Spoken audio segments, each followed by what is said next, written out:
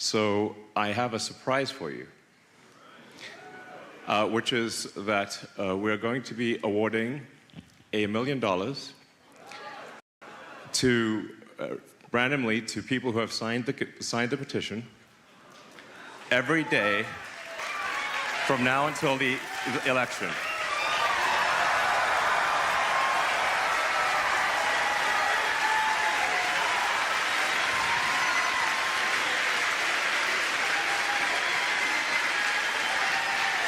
So, you know, one of the challenges we're having is like, well, how do we get people to know about this petition? Because the legacy media won't report on it. You know, not everyone's on X. So I figure, how do we get people to know about it? Well, this news, I think, is going to really fly. So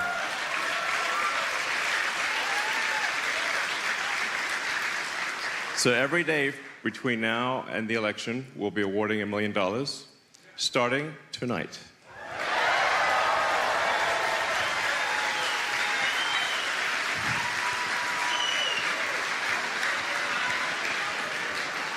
All right.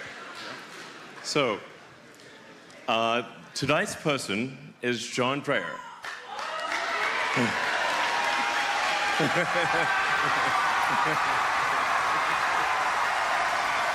Yeah.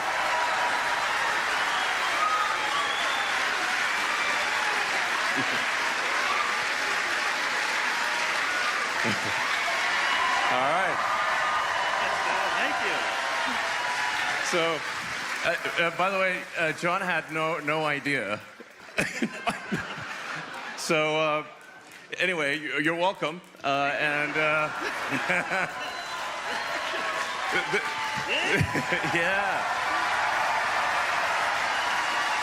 So the only thing we ask for the $1 million is that you be a spokesperson for the petition, and that's it, really. That's it. Yeah, that's it. So wait, do you want to say anything? Yeah, go ahead. Thanks, Elon. This is great. I'm really ecstatic. I want to congratulate you on your rocket catch last week. Big curveball. But yeah, I've been following you for 10 years. Got your biography 10 years ago, and been watching ever since, and big fan, so. Thank you. All right, well, cool.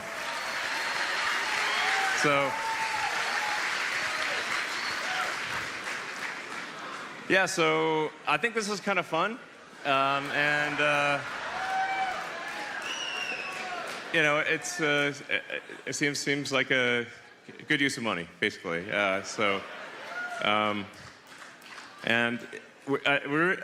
really need to go all out to protect the Constitution. The Constitution is there for a reason. There was great wisdom in that document, and if anything, you know, it is what will save us from tyranny, and yeah. So.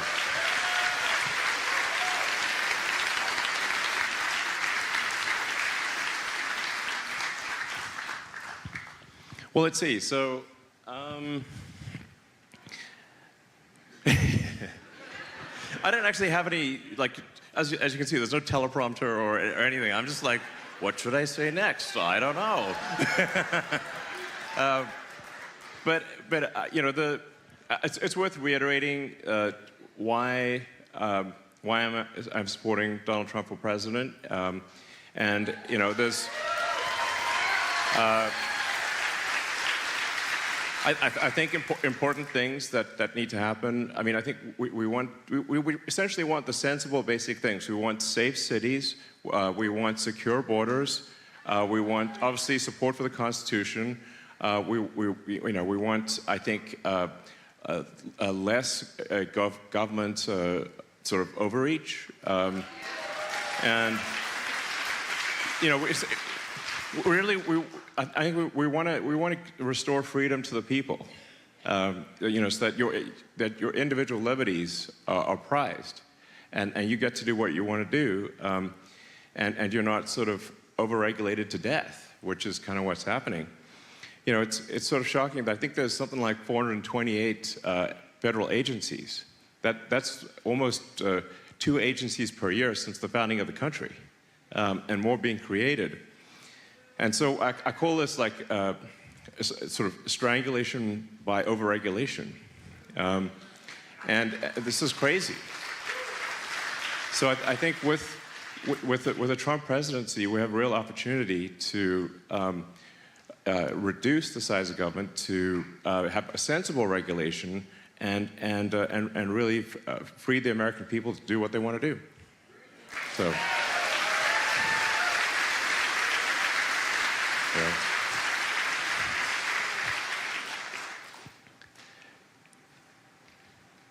Yeah, I mean, I'm not sure, like, these are sort of right-wing values. They seem like sensible values. I mean, like,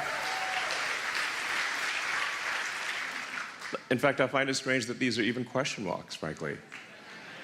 So it's just obvious things that should happen.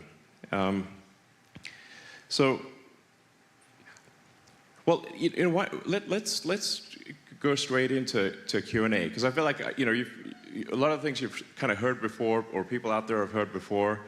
And if I keep repeating myself, it's going to be kind of boring. So better to have questions, and then the questions can lead to interesting discussions. One note I should make with respect to questions or comments, the kind of questions or comments you want to have are things that you think the public would be interested in hearing. So it's sort of, what would people out there be interested in hearing me answer or hearing you say, and that's the way to kind of think about the framing of the questions. Please go ahead. Hey, Elon, BJ Werzen, absolute honor to meet you tonight. First, I just want to say thank you for your leadership. We all really appreciate what you're doing. It's absolutely amazing that you're even out here doing this. Absolutely. Well, I really appreciate that. I mean, the reason that I'm doing this is because I really think we're at a fork in the road of destiny, and this election is an absolutely crucial one. I have not been politically active before, and I'm politically active now because every instinct that I have tells me that this is a fork in the road of destiny.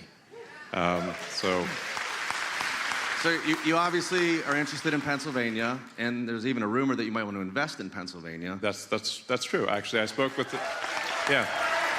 So. Well. Well, my first question is, would you want to go halvesies with me on the Pittsburgh Pirates? We could really piss off Mark Cuban. No, the real question, yeah. You're a numbers guy, you're looking at the numbers. Yeah. What are you seeing here in Pennsylvania and others that's giving you encouragement, and what are you concerned about? Well, I'm very much encouraged by the enthusiasm that I see. Obviously, in the crowd tonight is incredible energy and enthusiasm. It's like, it's heartening. It's really heartening. It encourages me, because sometimes I wonder, is there enthusiasm? Is there energy to make things happen? Because sometimes, like our biggest issue is often apathy. Is that if the people that could vote just actually voted, then Trump would win for sure.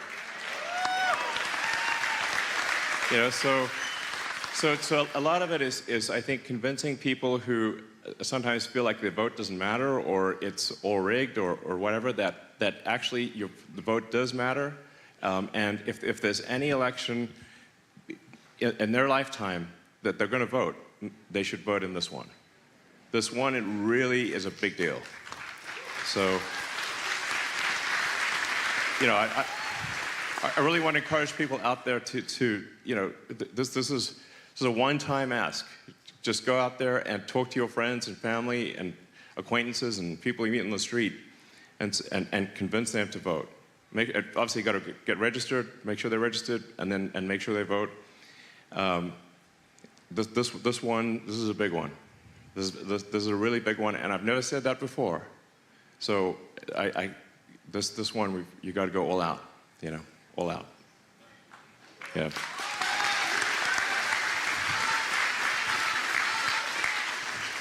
Elon, I'm Senator Greg Rothman. Welcome to Central Pennsylvania. We're so glad you're here. Thank you. So you've been in Pennsylvania at least the last week or so. Anything surprises you about this state, our Commonwealth? What have you noticed? What have you seen that's been a surprise to you? Well, I did live here for 3 years, so I'm not like a total stranger. I went to college in Pennsylvania, so I'm not like some guy who just like, what is the state? What's it like? I lived here for 3 years, so no, it's a great state. I really enjoyed my time here, and it's and I think actually Pennsylvania is. It's the linchpin in this election, and how Pennsylvania goes, I think, is how the election goes, and yeah.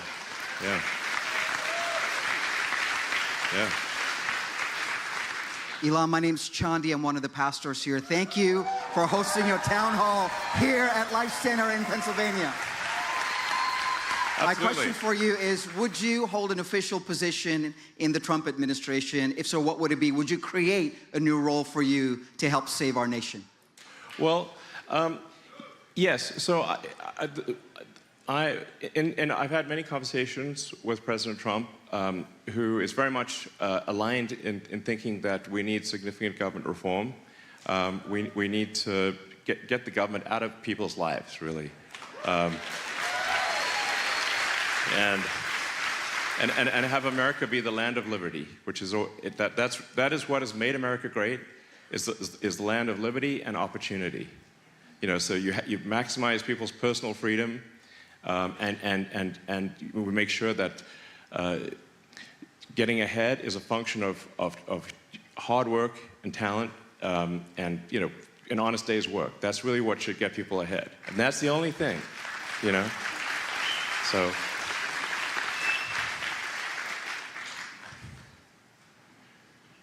Hello, Elon. Jarrell with Genuine Assets.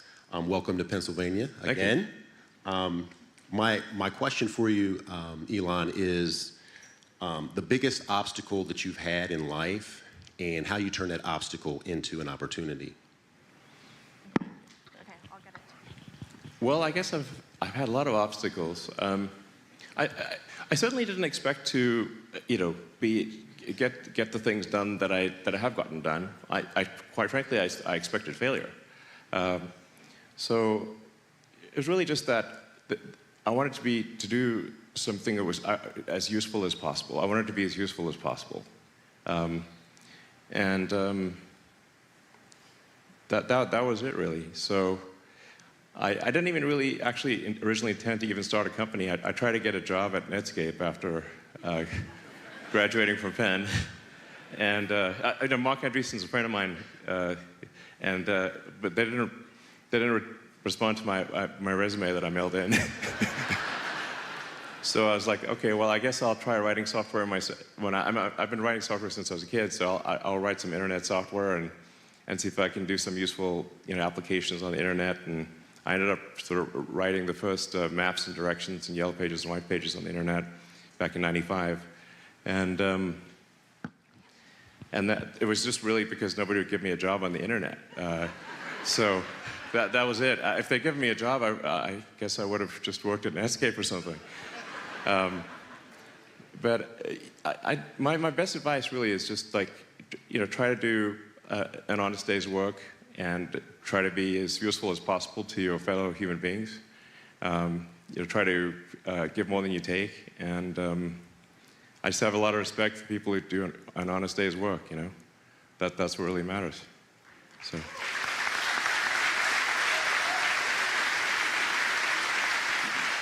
How's it going, Elon? Good to see you. My name's Josh. I'm worried about kids in a big way. I grew up in Wyoming County, up north, small town area, real conservative. Got a education at Penn State, economics. And it really turned me away from my father and our small business that we had. I was basically raised to take it over. And I did once I graduated, but it kind of imploded afterwards, about a year. And I moved to California, and I didn't know what really happened. We got in a big argument, and I had to go. It was freeze, so flight happened next. Explored homosexuality, considered transitioning to a female, and wow, this is quite the journey. Yeah, and I think that there's a big problem with education that is having people. I guess my question is, what are other things we can do besides the impact that we can have on the Department of Education to help confused children that are trying to know who they are and how they can fit into their community and be productive? Sure. Yeah. Well, I think there's well, what I think, I mean, what I see is that there's like a tremendous amount of propaganda being pushed on kids in schools, and I think it's just messing with kids' heads, I mean, anyone that goes through puberty, it's going to be an identity crisis, going through puberty, like, it's normal kind of to have an identity crisis, really. And I think we should tell kids, like, yeah, if you're confused, that's okay. It's like it's coming of age, we shouldn't like steer them in a particular direction or convince them of something that they're not. It's okay to go through an identity crisis. Everyone does. But I think what I see in schools is that they tend to send kids down paths that they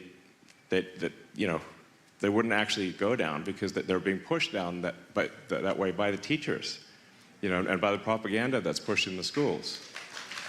So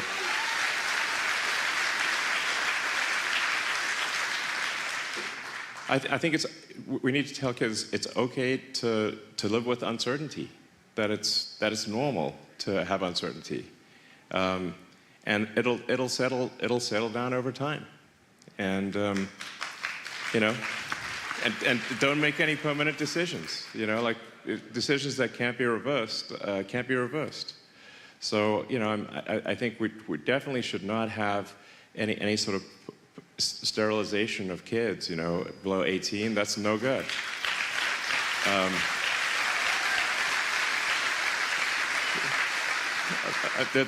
That there's an age of consent for a reason. And we don't let kids get tattoos until they're 18, and we don't, alcohol is technically illegal until 21, although that's often, observed in the breach. But we just want people to not make decisions when they're young that make them unhappy as an adult. That's really what it comes down to. And I think you want to say we want to optimize for people's long-term happiness. But that means like making sure, like I said, that there are no irreversible changes during a kid when a kid has an identity crisis, which every kid has, and that's totally cool. And so my opinion is we should just tell kids when they're going through puberty and an identity crisis, that's totally normal, and don't get too stressed about it. And things will settle out how they settle out. And, that's the right thing to do.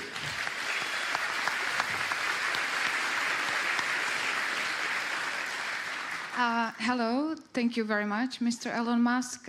My name is Lenka White. I'm a legal immigrant from the Czech Republic. We are all very grateful for X. I think it's the only platform where we can find the truth, and not only here in the United States, but in places like Europe. My question is, what is your vision on the future of the media under Harris versus under Trump, how it would look like, and can the legacy media still earn the trust back, and what would happen to X, of course? Thank you so much. Sure. Well, No, it's a great question because I think what we'll see is a lot of censorship under the Kamala regime. Kamala is really she's just a puppet, frankly. I mean, if the teleprompter breaks, doesn't know what to say. So I just call it the machine, the kind of big government machine, essentially. And you sort of have a face on the big government machine, and when the Biden puppet was not working out, they sort of got a new puppet. But it's still the same machine, obviously, and it's extremely undemocratic what was done.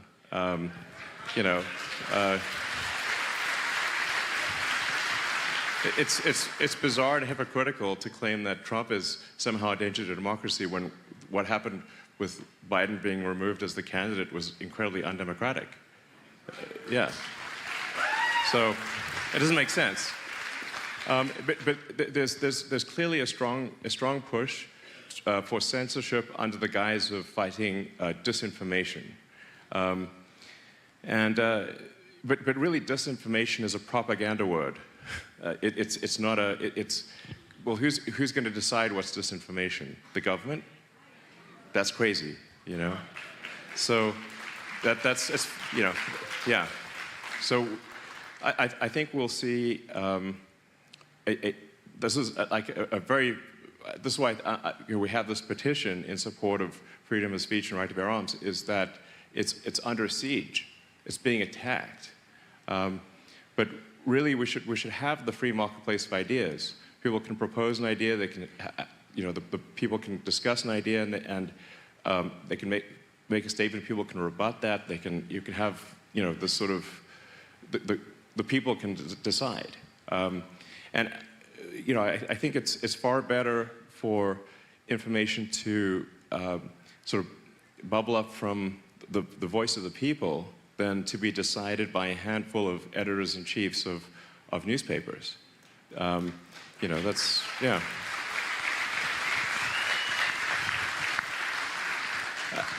I mean, the sort of, the biggest point of manipulation that occurs in the media is not when the media says something that's false or misleading, but because they do that, but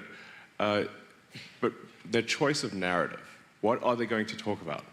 Is that's by choosing to focus on one thing and not focus on another thing, that they're sort of steering what information the public receives. Whereas I think the right thing is that the narratives that are important should be the narratives that the people as a whole think are important, not what a few media oligarchs think is important. So, yeah. But they sure like controlling information. So I think if the Kamala machine wins, then we'll see. I think severe censorship is what's going to happen, and that's why I think this is the last election. Yeah. Thanks to you, Kamala is not going to win. I'm Chet.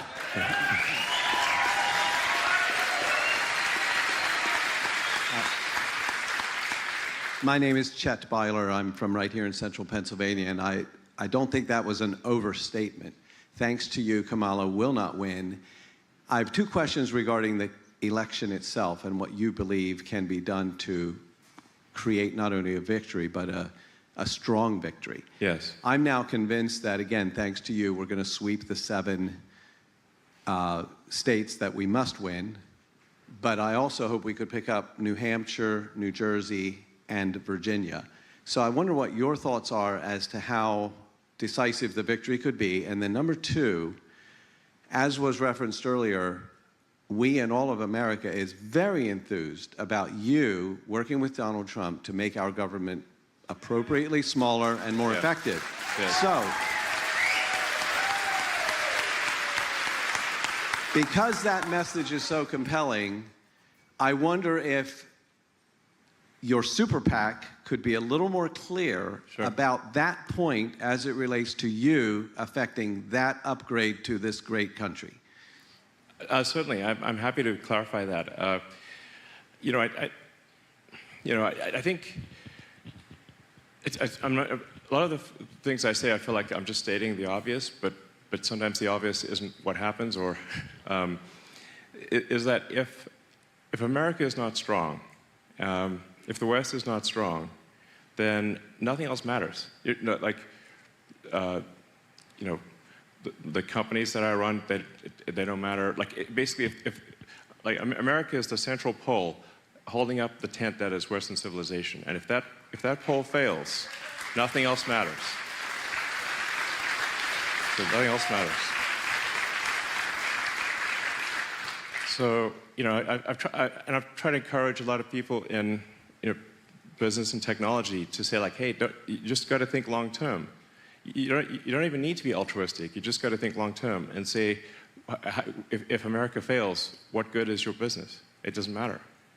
So America must be strong, and the central pole that holds up the tent of Western civilization must be firm as an oak. So.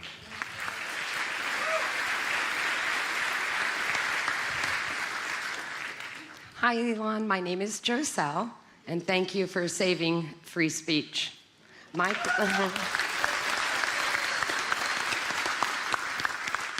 question is, what would you expect to see when you head the Government Efficiency Department? What are your strategies and priorities to curb government spending?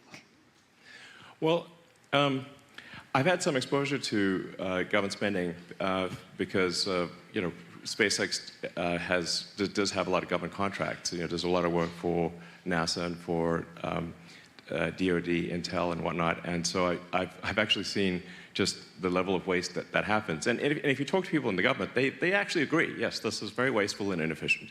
And I'm like, well, why don't we do something about it? But really, in order to do something about it, it has to be a mandate from the top. And if the president is, if we have a great president like Donald Trump, who's willing to make major changes, and it's difficult because the system will fight you. The system's not going to be like, oh yeah, no, totally, we're totally happy being smaller. that will not be, the sort of antibody reaction of the system will be quite severe.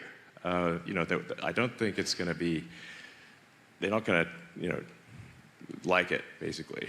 But you have to have that mandate from the president. And we need a real president, not a puppet, The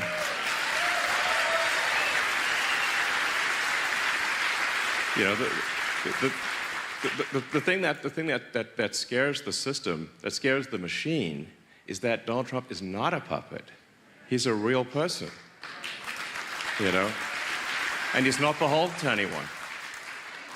And that's why you see sort of, that they're trying to kill him, And, I mentioned as a joke, I meant it as a joke, that no one's even bothering to try to kill Kamala, because there's no point.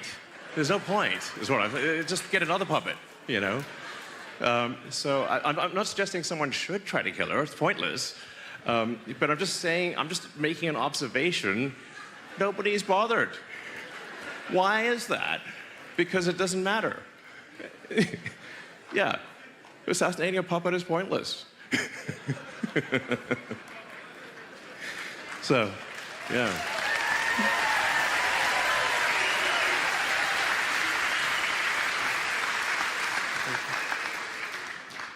Hi, Elon. I'm Chadwick from Westchester, Pennsylvania. And I think more people are voting for Trump than ever before. It's historically been Democratic. I wear my Trump hat, and walking around, people come up to me all the time, all races, all sexes, and they're like, cheers, let's go. Let's go. I go. was just like, let's go. Yeah. MAGA. Exactly. All right, so. MAGA, loud and proud. Let's go. Yeah. I encourage people to put Trump Vance signs on their lawn and wear MAGA merch. Because a lot of it is like people, a lot of people they actually would like to support Donald Trump, but they aren't sure if anyone around them does too, and a lot of people. So you got to sort of, if you sort of kind of plant the flag, then people are like, yeah, I see other people are doing it, then maybe I will too. So, 100%. yeah, thank you for doing what you're doing. 100%. Thank you for what you're doing. Thank you for standing up for Trump and putting your voice out there, because it's really important. See in your face, the richest person in the world, that's you. So thank you for that. Yeah. I mean, I built some companies that do a lot of useful things, and as a result, the stock's worth a lot. So that's kind of what happens. It's like, but in terms of personal expenditures, I do not live particularly, I don't have like a yachts or islands or anything like that. I just work, So.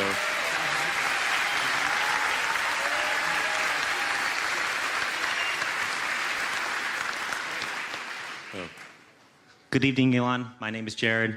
It's a pleasure and honor to meet you here in Pennsylvania. And it's an honor and pleasure to meet all you guys. Yeah. You guys rock. I mean, this is firing. I mean, seeing the level of enthusiasm is just. I mean, this is firing me up big time. This is awesome. Yeah. Me too.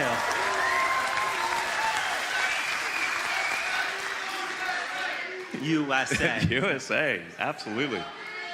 I have a two-part question. Part A, okay. I admire your authenticity as well as Donald Trump and truly wanting to make America great again, giving up whatever you need to just do the right thing, even if it's unpopular. Yeah.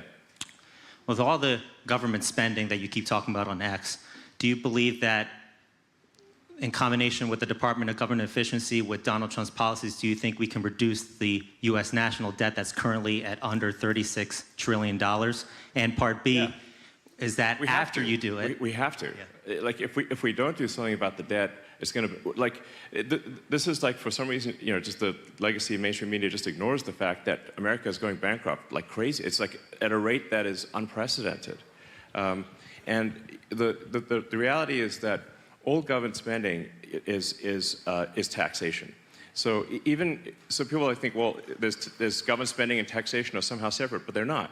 All government spending is taxation because the deficit is what results in inflation, and inflation is a de facto tax because it causes all prices to rise and makes people trying to just live their lives have a lot of difficulty. But inflation throughout history has been used as a pernicious tax because it's like it's 1 degree removed, so people don't feel it directly. They sort of, and then the politicians will try to blame it on something else, but it's all about government spending. Government spending is what drives inflation. So the key is we've got to reduce the government spending, and if we don't, we're going to go bankrupt as a country. End of story. Just like a person. If a person spends beyond their means, they go bankrupt.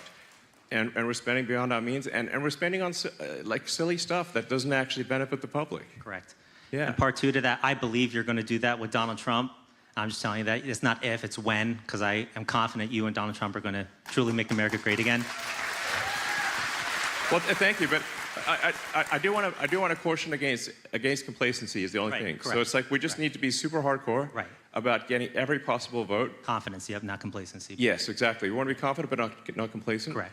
And so that's why it's like we've got to just be total evangelists about the voting. Yep. And really every vote counts, and just make sure everyone is registered. The deadline for registration in Pennsylvania is Monday. Midnight Monday. Like, you can register online. It's super easy, but like hound everyone to get registered, because after midnight on Monday, you can't. It's no good.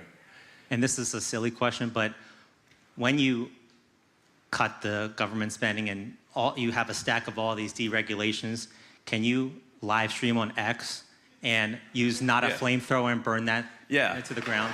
Yeah. Great idea. Yeah. I think a bonfire of nonsense regulations would be epic. Yeah.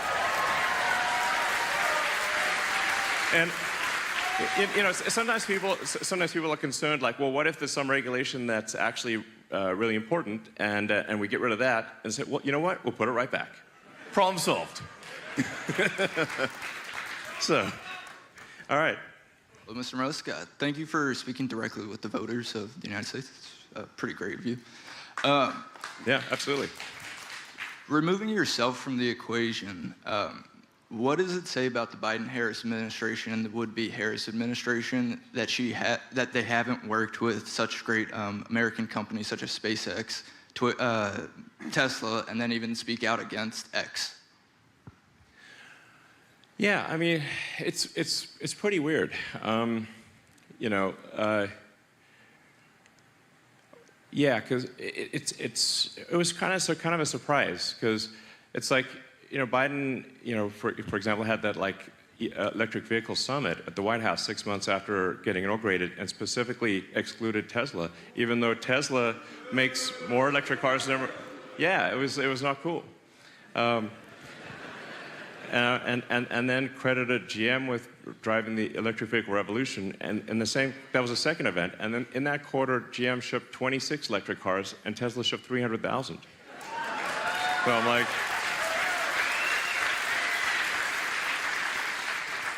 and you know, Tesla's at this point about 140,000 people. It's like there's a lot of blood, sweat, and tears from 140,000 people working hard to make great electric cars. You know, to be sort of cold-shouldered like that for no reason, it's like, what's the deal? You know, that was wrong.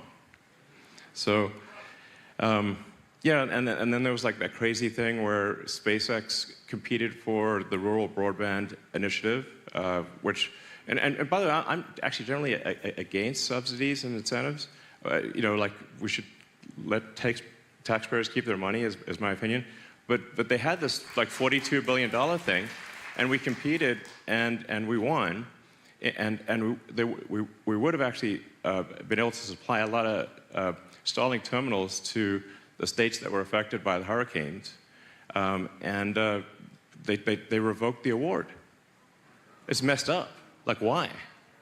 And then to date, that $42 billion program, total number of citizens that have received broadband from that $42 billion allocation is 0. Now that's, if you want to see the $42 billion for 0, I would call that waste. Yeah, that's waste. That is not a good use of money.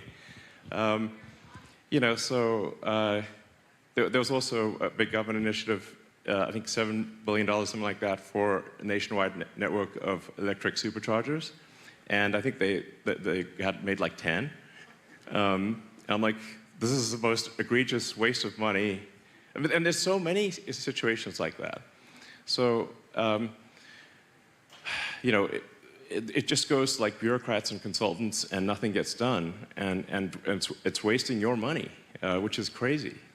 So what I'm saying is like this: there's the opportunity to reduce government waste is actually, I think, easy because there's so much of it. You know, it's not like they just don't care about your money, which is messed up. And so I think the Department of Government Efficiency is going to face a target-rich environment for reducing cost.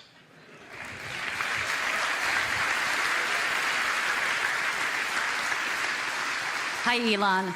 I've been waiting years for you to join the MAGA movement, so we're so glad you did. Yeah. I guess my question is, you keep repeating that most of these things we believe in are common sense, and I really feel like they are. Yeah. Do you have any woke friends, and how do you deal with them? Well, I mean, I have been red-pilling my friends like crazy lately. So I've fewer and fewer woke friends. At least they're still friends, but they're not woke. So, you know, I think where the sort of, the sort of good interpretation of the woke movement is that we want to have empathy for our fellow human beings. And of course we want to have empathy for our fellow humans. I strongly believe we should care about humanity and we should care about the future. But we need to have empathy that is deep, not shallow. You know, shallow empathy is caring about criminals, but deep empathy is caring about the victims of the criminals. you know? And so, you know, why do we have, you know, repeat violent offenders released on the streets, often with no bail? It's crazy. And they prey upon people, innocent people, you know, and then our streets are not safe. And how can America be the greatest country in the world and we don't even have safe streets? You know, this is so crazy. You know, I was talking to my mom and she was saying, like, just this year, like three of her friends have been assaulted in New York. You know, and I said, well, was anyone arrested? No. They didn't even try. We can't have this. You know, people deserve to you know, have safe cities and secure borders and the basic stuff like that, you know.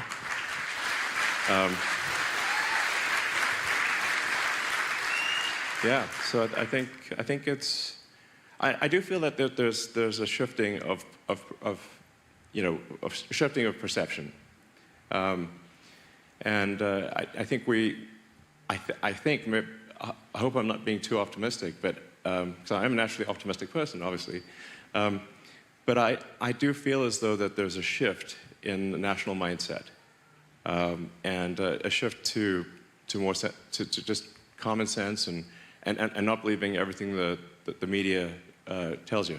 And I think actually in the U.S. people are starting to realize that, you know, the legacy media is just a propaganda machine. In Europe they still believe the news. So we got to work on Europe. They still think the news is real. But you know, here, you know, thanks to X and just, you know, people being, I think, maybe a bit more aware and having an actual free speech constitutional amendment has helped Americans, you know, understand what is actually real. I mean, I do find it remarkable, like just how sort of coordinated the legacy media is in their talking points. It's absurd.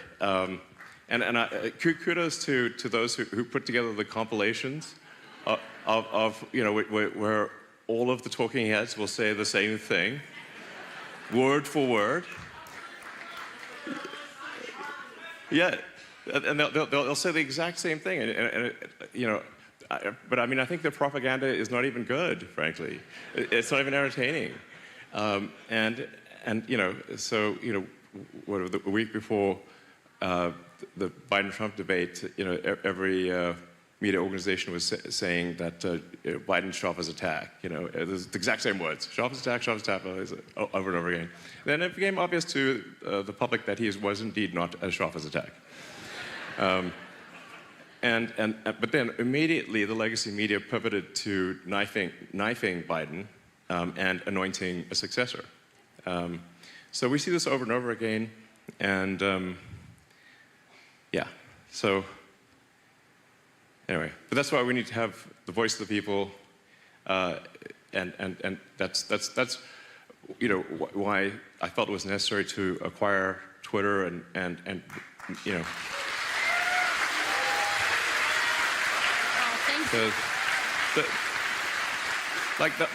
The whole point of acquiring Twitter was to restore the voice of the people. So.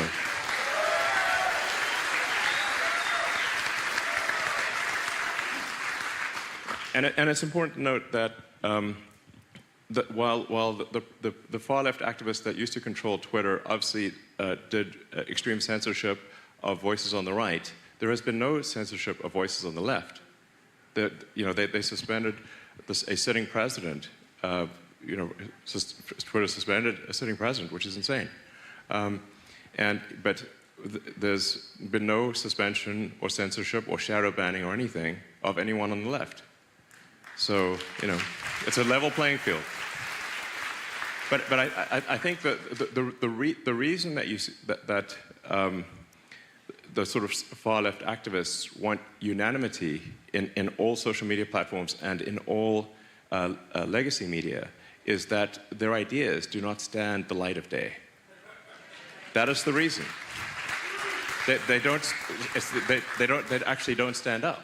And so unless everyone is parroting the same thing, their ideas will fail. So. Hello, Mr. Musk. My name is Zion Thomas, and you know, I was gonna ask for $1 million, but my parents told me to keep it professional, so. Well, it's actually still possible that you may win that in the future. So. But yeah, so you taking over Twitter was awesome. I want to know what other radical ideas you have to save our nation while working with Trump. Yeah. Well, I try to be as literal as possible. So, you know, the values stated on the Ad America, you know, the America PAC website and X account, I try to be just as straightforward and literal as possible. You know, so that's why it's sort of safe cities, secure borders, sensible spending, you know, protect the Constitution, especially the right to free speech, and these are all, like I said, things that seem very obvious and frankly normal, but they're not being done, and they're in severe danger if the Kamala machine wins. So.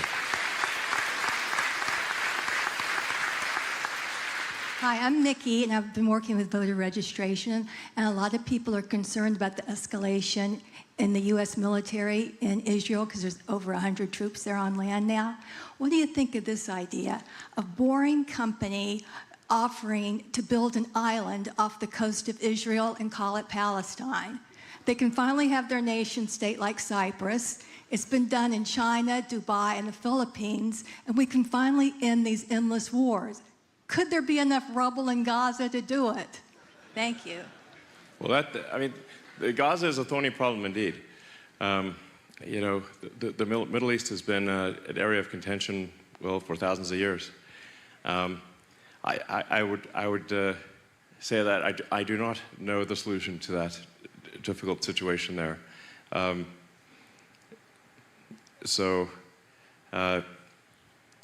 I'm not sure there is a good solution. There may be, but I think we need to make sure that America is solid. Like, so I'm like, let's just make sure America is strong.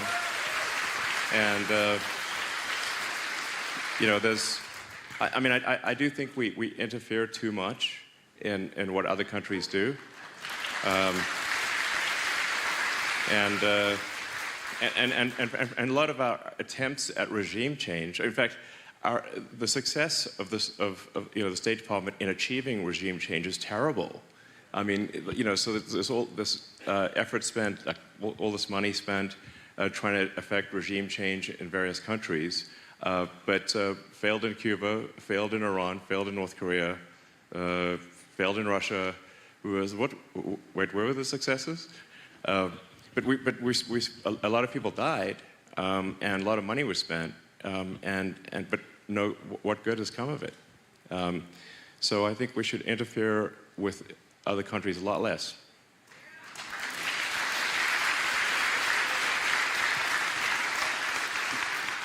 Hi, Elon. My name's Luke. I'm a local liberty lover who lives just across the river, actually. I find the idea that basically everything that we care about is dependent on a single federal election to, for lack of a better word, be unacceptable. So what I and some colleagues of mine have talked about is decentralization and localism, specifically nullification at the state and local level of the federal Leviathan. Yeah. At the state level, the 10th Amendment Center has done great work. The basis of nullification is the 10th Amendment, the idea that no powers. Anyway. I mean, I agree the federal government should get off people's backs. Yeah, absolutely. Yeah. And do you believe that nullification is a viable path forward to getting that done?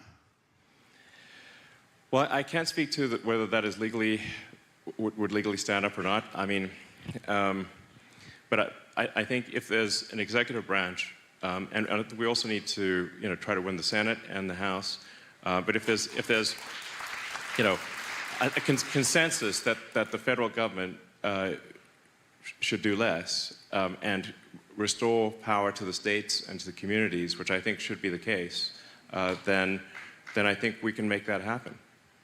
Yeah.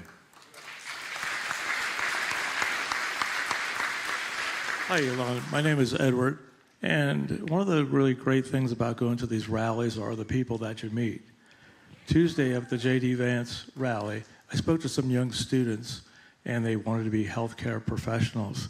And the hardest thing for them to deal with was the financial obligations of doing it, trying to get an apartment and everything else.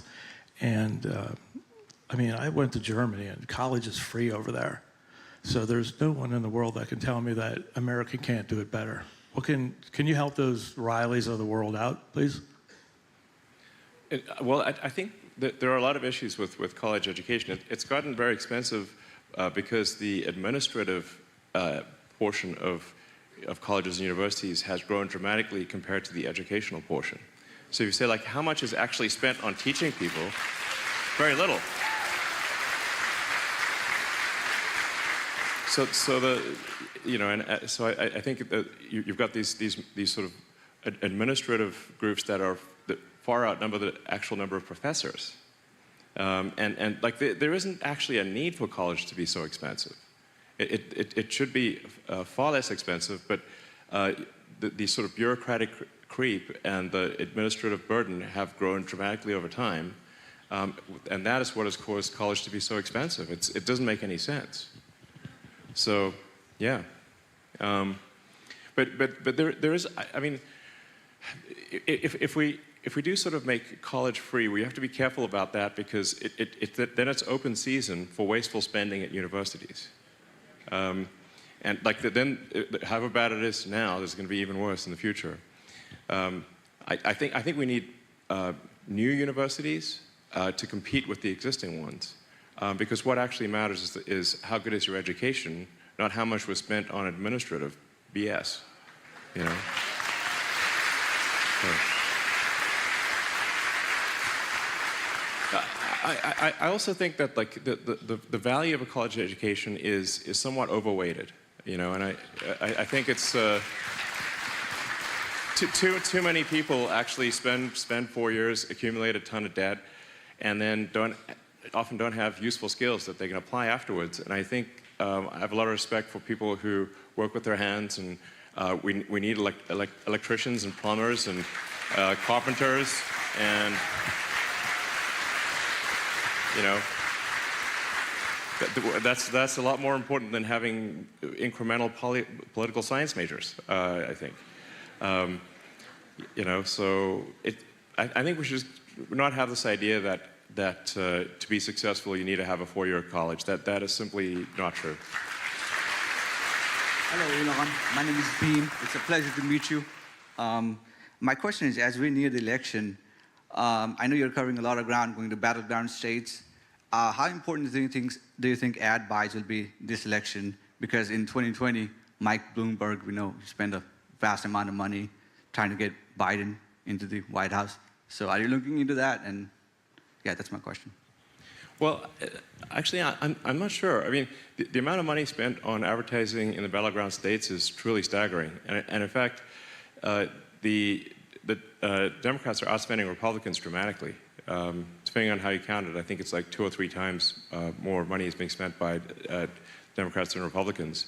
And in addition, they have the legacy media on this side, and they have a whole bunch of Hollywood celebrities on this side. So it's remarkable that this election is in contention at all, given that they have really, you know, all that on their side. But I guess you got to reach people with a message somehow. So I think probably, you know, we do need to do more advertising, just so that people hear the message. But in my opinion, the thing that's actually most important is getting friends, family, acquaintances, anyone you run into, to register to vote and then to actually vote.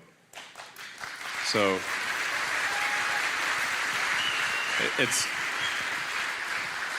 and this election could be decided by, you know, 1,000 people, 100 people. It could be a very tiny margin. So every incremental person makes a difference. And I've seen some pretty wild numbers where and I think even right now, there's a lot of people that have requested, a lot of Republicans that have requested absentee ballots, but they have not mailed them in.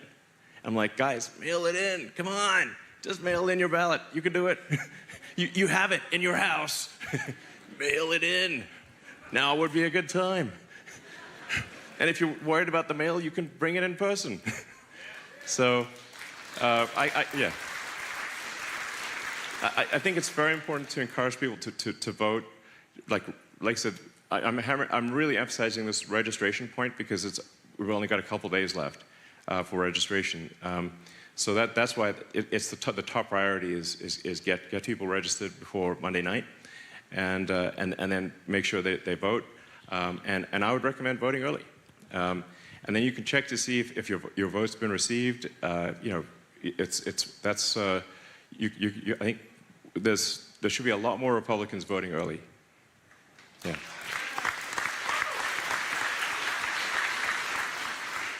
Hi, Mr. Musk. It's a pleasure to be able to speak to you.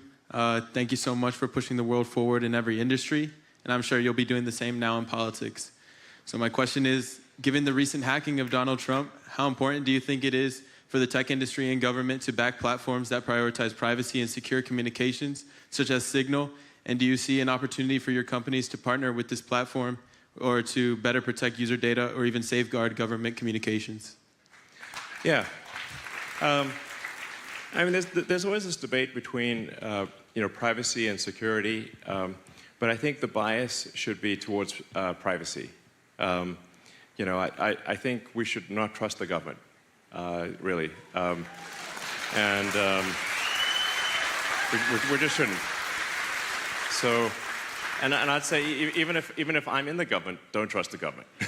Like, that's it's just we've got to protect the privacy of citizens and make sure that people really have their liberty and they're not being spied on or manipulated. So yeah. So I think we need to make sure that there are not like backdoors and weird things and that where the government can spy on and potentially take action against people. Yeah. Hey, Elon. My name's Ron Blauk. I'm from Harrisburg.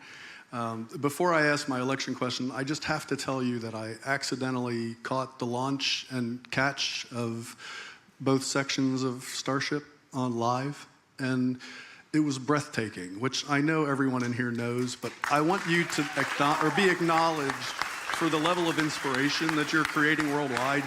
I was cheering in my office, like watching this thing go down, and so thank you for that.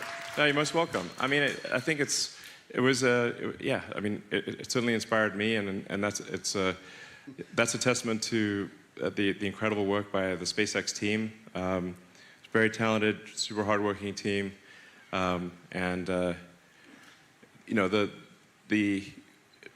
making rockets fully and rapidly reusable is really what's going to open up space for humanity and enable us to have a base on the moon and build a city on Mars and be a spacefaring civilization.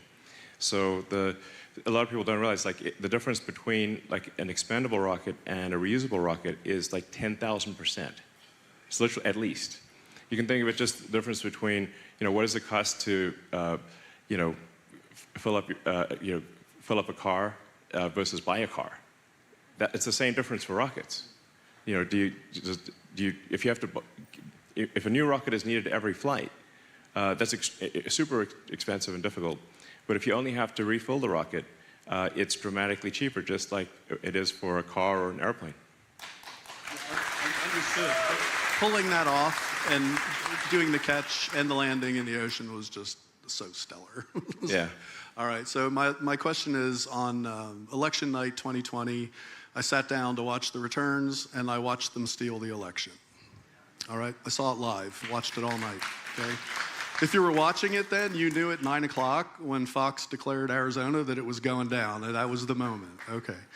But even worse than that was over the next months watching the courts and the shenanigans in the courts and the lack of good representation that Trump had, and just nothing happening because there was obviously a problem. Nothing seemed to be happening in the courts at all. And between that day and now, it doesn't look like anything has changed. And so we're about to I think the votes matter, but the count is what matters. And if the courts are corrupted, we're not going to get anywhere. And so are you participating in that? It seems as though you're aware of that. How can you help solve that issue so that we don't have that problem again? Yeah. Well, I mean, if the margin of victory is high enough, then I think it can exceed any sort of cheating that may take place. So we got to aim for just a massive margin. That's the key. It's really aim for a margin that it is impossible to have any shenanigans. But on the X platform, I certainly would invite people to, if there's any voting issues, if people think there's a fraud, then post the images, post the videos, post the evidence, and let's shine a bright light on. And the brighter the light, the harder it will be to cheat.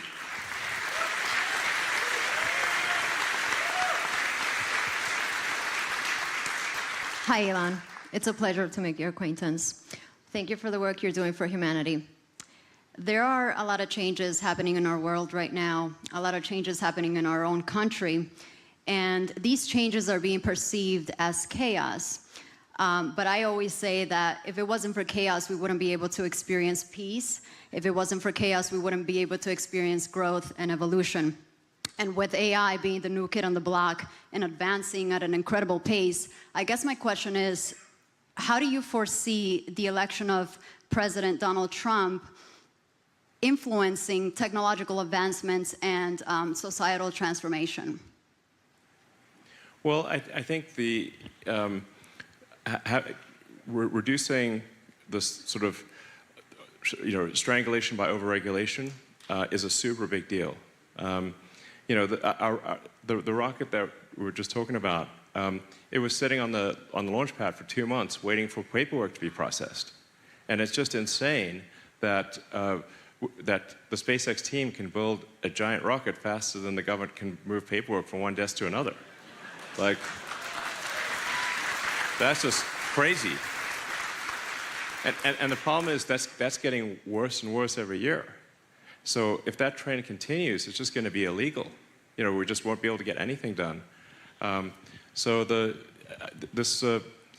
that's why I call it like this extreme overregulation, where there's just new agencies being created every year. And the difficulty of getting anything done is like the square of the number of agencies involved. So if there's one agency, it's like 1, but if there's like 3 agencies, it's like 9 times harder because they all have to meet with each other.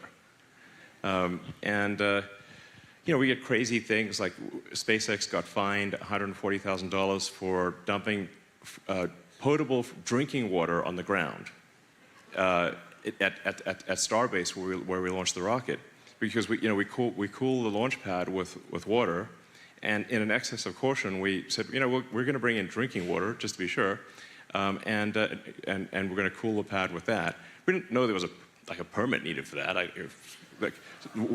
Water falls from the sky all the time. Starbase is in a tropical thunderstorm area. It rains so much that the roads get flooded. Why are we getting fined for a tiny amount of water on the ground? But the EPA said they're not going to process any future applications for launch unless we pay this fine. So we just got, held for ransom, basically. And that's tip of the iceberg. I got a bunch of sort of nutty stories, some of them are, I guess, kind of funny. There's, we had to do this, SpaceX had to do the study to see if Starship would hit a shark. And I'm like, it's a big ocean, There's a lot of sharks. It's not impossible, but it's very unlikely. And said, well, you have to, this is, I think, from National Marine Fisheries, one of the, NIMF it's called. You know, they were like, well, you have to do the study on whether you're going to hit a shark. We're like, what? And then, we said, okay, fine, we'll do the analysis. And then, well, can you give us the shark data? They're like, no, we can't give you the shark data. We're like, okay, well, then we're in a bit of a quandary.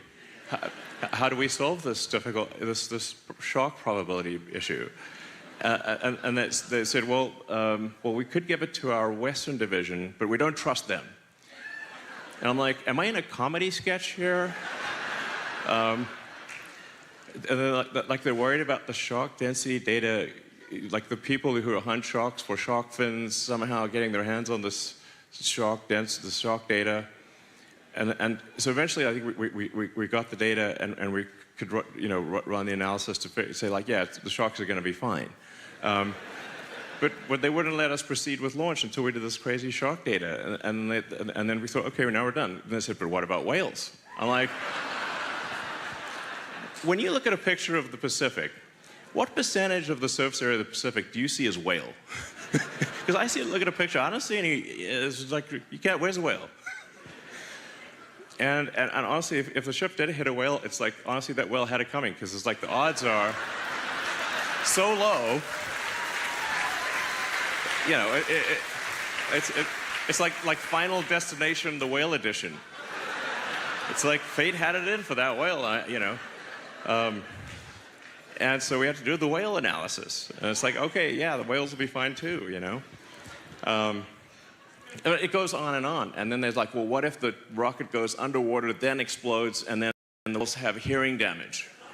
Like, this is real. This is actually, and we're like, look, if we could make a rocket go underwater and be a submarine, that would be like a feat of physics we could not, okay?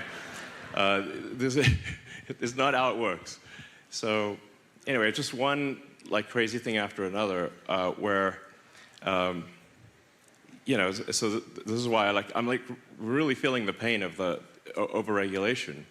And there's like multiple federal agencies that have overlapping, you know, they're all doing the same thing, basically. So anyway, we got to stop this, because we just won't be able to get anything done.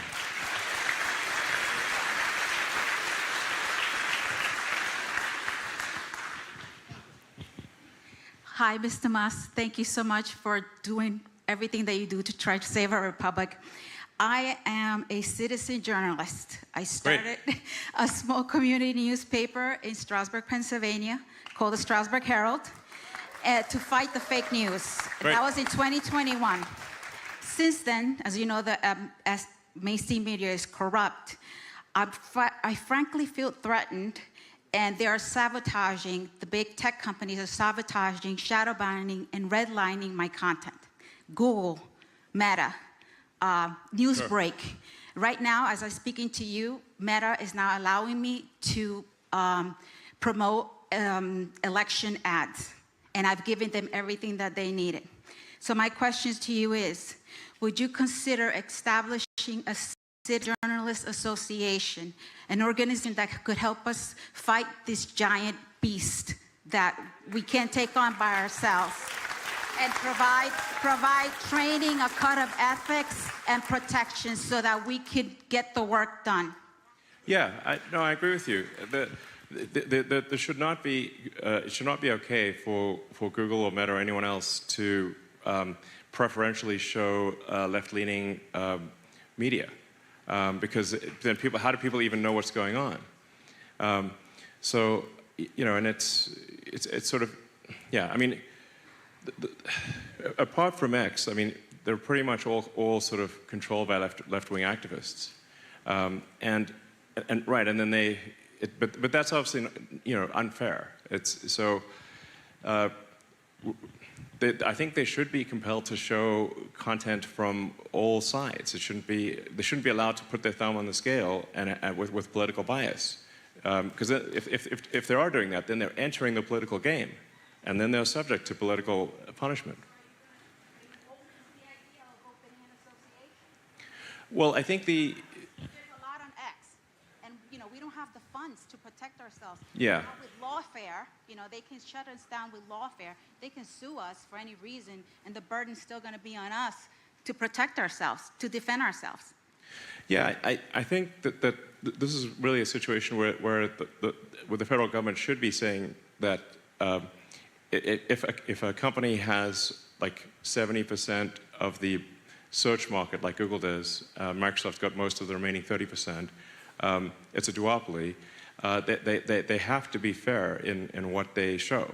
They can't be biased.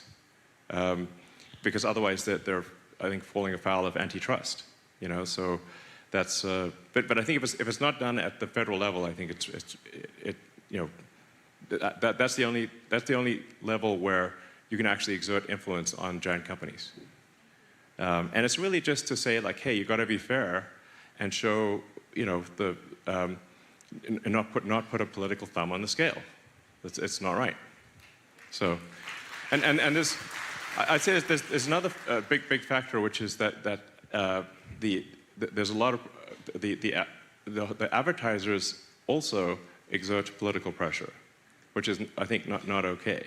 So then there's, you know, all these moves with these like fake NGOs with nice sounding names like Center for Countering Digital Hate. Of course, who wants digital hate? But actually they're just a left-wing censorship organization. And so they push these boycotts of any publication that doesn't support left-wing views. And so they just try to starve out any publications that have even sort of centrist views. So. Hi, Elon. I'm David Fox. I'm a husband, a father, a grandfather, a small farmer, a carpenter, a heavy metal musician. Excellent. A Teamster truck driver with over 1 million miles of safe driving. Oh, you're a talented man. So if you happen to know a guy who might need a Secretary of Transportation, you know, let me know. Okay. But anyway, I was supporting Trump since 2015. And we all know that the Democrats are going to throw everything they got against you and against Trump. Yeah, I mean, that's just a given. 100%. But my question really is, what the worst part is the neocon, milquetoast, naked Ken doll Republicans. Yeah. You know, which I stole that line from Jesse Kelly, if anybody knows. True. The sort of the uni-party people. Right. I mean, it just seems like they're the worst, that they would be the worst. The fake Republicans. Yeah. They would be the worst threat to the agenda of anyone, because you already know what the Democrats are going to do. Yep. So I don't think that those people know how much regular people like us despise those people. Yeah. I mean, we've got to vote them out. Yes. You know, that's really what it is. And my question is, has there been any talk at all about what to do after we win with those people? You know, because we already, like I said, we already know what the Democrats are going to do, but what about, you know, the Lindsey Grahams of the world, or the John Cornyn's, or the Mitch McConnell's, or, you know, because you know what they're going to say. Well, there's nothing we can do. You know, that's how they're going to act. Well, I think what we've got with, we've really got a rare opportunity here with Donald Trump, who's a real person, who's not beholden to those interests. Because, this is a rare, kind of once-in-a-lifetime opportunity. Because, you know, very often, like, you think there's a difference between the Democrat candidate and the Republican candidate, but they're kind of like the uniparty. They're just one, they actually share, they're going to do the same thing. So then if they're going to do the same thing, well, then voters don't, it's a fake choice. But with Donald Trump, I think we've got an opportunity for someone who is his own man and who is not beholden to these interests, and we can affect some serious change.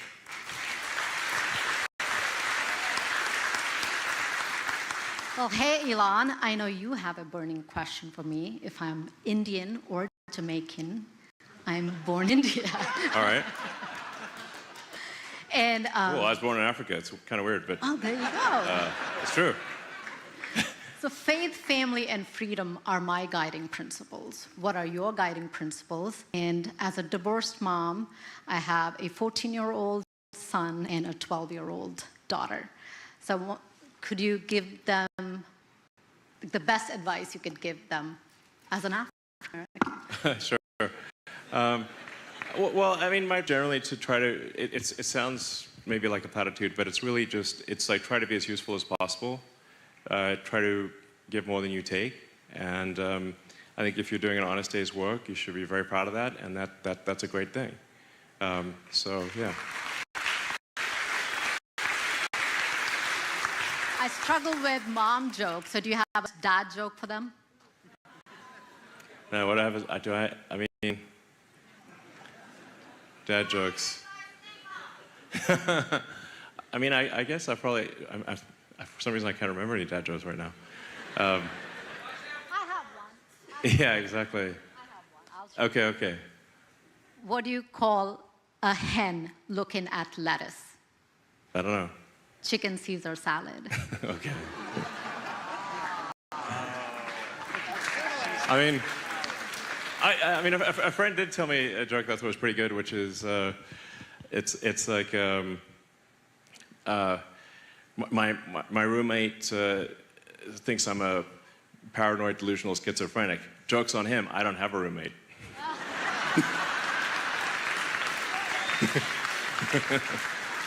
So. Hi, Elon. I'm Charles. I'm a Gen Zer, so I'm in college right now in Pennsylvania. I'm a little nervous talking to the richest man in the world, but I have a quick financial question, actually. Like, you're the richest man in the world. You're the best person to talk to. So I want to start a family in the next coming years. I'm a Christian man, and that's something I want to do. Great. But obviously, with this, with our country's financial state right now, it's really hard to get a house, let alone pay my student loans. So I know the average age of getting a house right now is like 34. So what advice would you give to Gen Zers and younger people trying to build a family, trying to start a family and get a house? What advice would you have for that? And then I guess I can answer that question if you'd like. Oh, yeah, you got it. I mean, my recommendation really would be do not delay having a family. You know, even if things are tough, it's really like there's a baby crisis. You know, the birth rate has plummeted. You know, the birth rate in the United States has been below replacement rate since roughly when I was born in 1971. So that's a long time. And it's continued to decline every year. So, you know, I think if there's no humans, means no humanity. So something's got to happen to turn around this crazy low birth rate, or we'll simply disappear. So, you know, I think even if things are financially difficult, it's still, you know, go for it with regard to a family. And then regarding housing costs, I think the thing that's driving up housing costs is the crazy overregulation. It's like so hard to build new houses, and to meet all these regulations, the regulations stifle new housing creation. So I think if we can alleviate the crazy number of regulations for houses, still want to keep them safe, then the cost of a new house should fall dramatically. So, and what was the second one? Yeah, just one quick serious question. Can I get a Cybertruck? No, I'm just kidding. All right.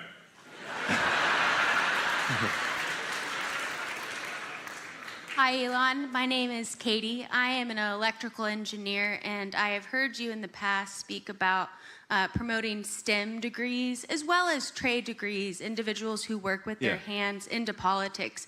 Because frankly, I'm really sick of seeing dumb people ruining our country. And so do you have any plans with America PAC to do that? Well,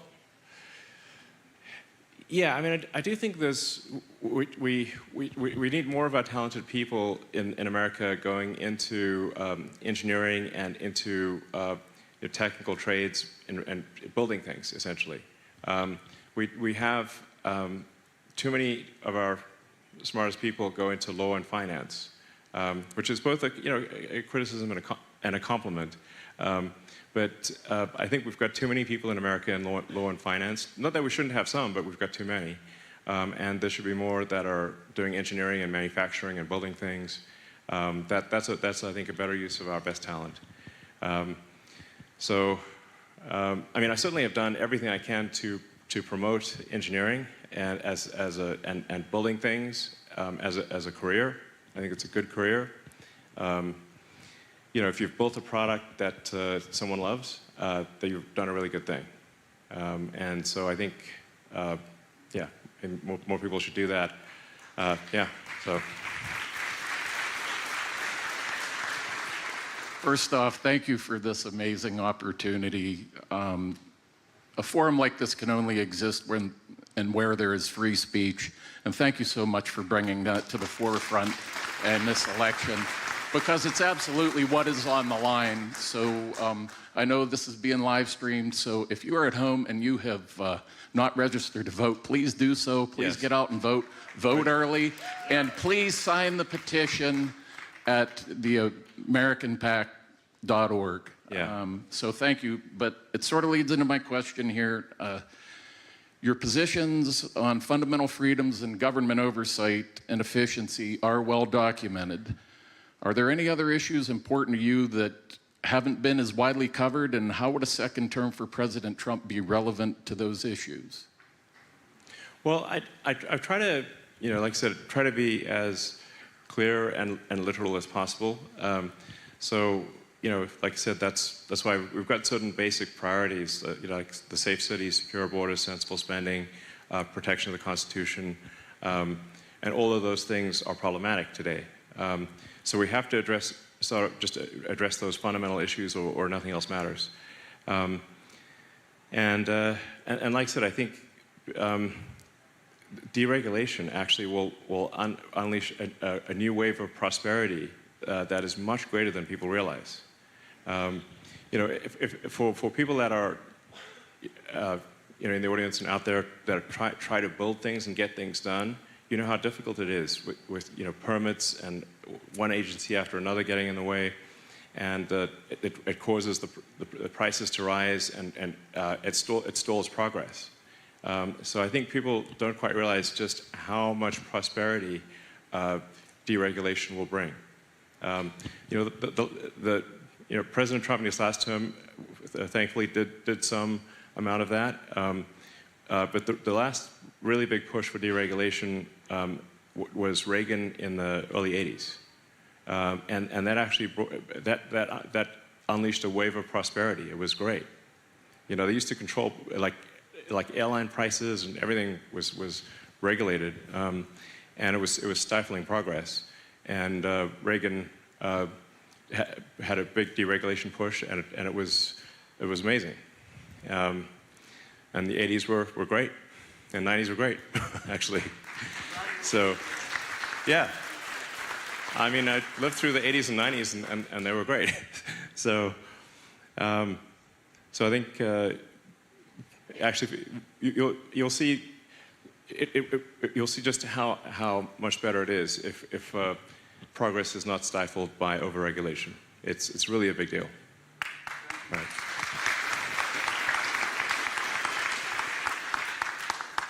Hey, Elon. My name is Dean. I'm an engineering student here in Pennsylvania.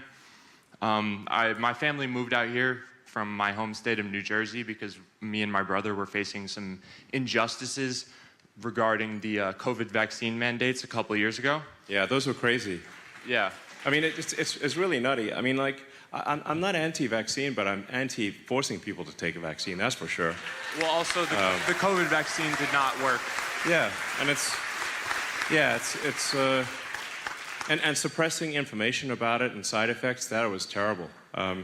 So, you know, it was like, you know, the Biden-Harris administration tried to mandate that any company that has any federal contracts, which is most companies, would be forced to vaccinate everyone at the company, or that person would have to be fired. Now, thankfully, that was shot down by the Supreme Court. But, like, that's insane. That is a massive infringement on your liberty.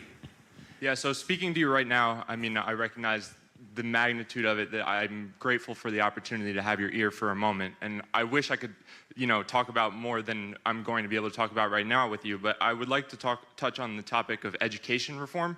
I've heard you express in the past some dissatisfaction with the way we go about education today, I found your concept of levels that a student can advance at his own pace to be compelling. If we include students, teachers, and administrators as occupations, education is the industry that employs the most people in the country. Our brightest minds are usually traversing the education system for their entire youth and early adulthood. Do you think it would be within the scope of the Department of Government Efficiency to try and investigate how we can minimize the misuse of Americans' money and, more importantly, their time by providing ways to streamline the process, avenues to certify oneself with aptitude tests, and somehow counteract the unproductive arms race of credentials and degrees? Yeah, absolutely. Yes.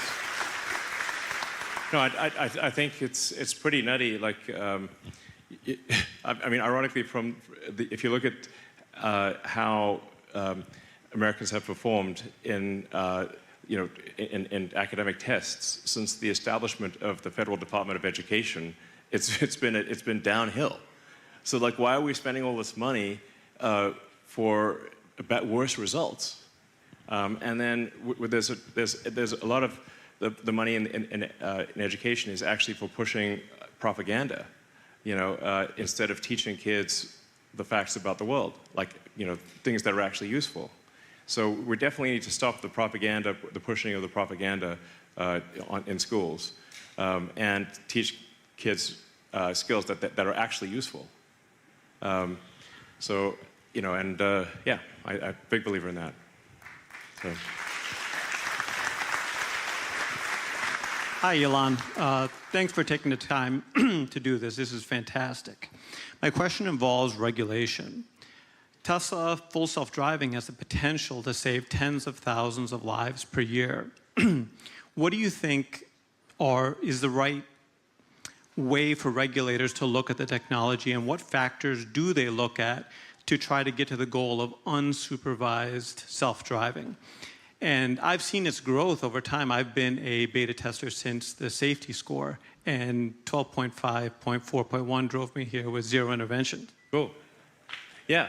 Well, I think, I think that would be a good thing for there to be a federal mandate for self-driving. And really, the threshold should just be that: do you have a statistically significant proof that when the car is in self-driving mode, that the probability of injury is much lower than if it's manually driven? Like well above the margin of error. Like, let's say it's like, I don't know, 50% or 100% better with 1 billion miles of driving. So if you've got a large data set and clear data to back it up, then I think you should obviously allow self-driving as soon as it is obviously safer than manual driving. It's pretty straightforward, I think.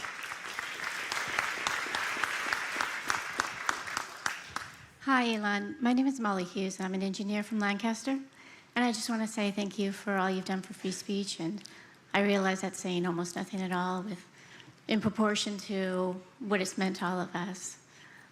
My question is, given that Marxist ideology is responsible for the death of 100 million people in the 20th century, why do you think it's making a resurgence, and what can we do to help combat it in our daily lives? I mean, I agree with you. It's kind of blowing my mind that, like, I thought that was a dead philosophy, but it's alive and well in a lot of our educational institutions. I think part of it is that you've got a lot of colleges with these giant endowments that insulate them from reality. So you can sort of have this fake communist utopia at a university because they don't have any feedback loop to reality because they got these giant endowments and a ton of government funding too.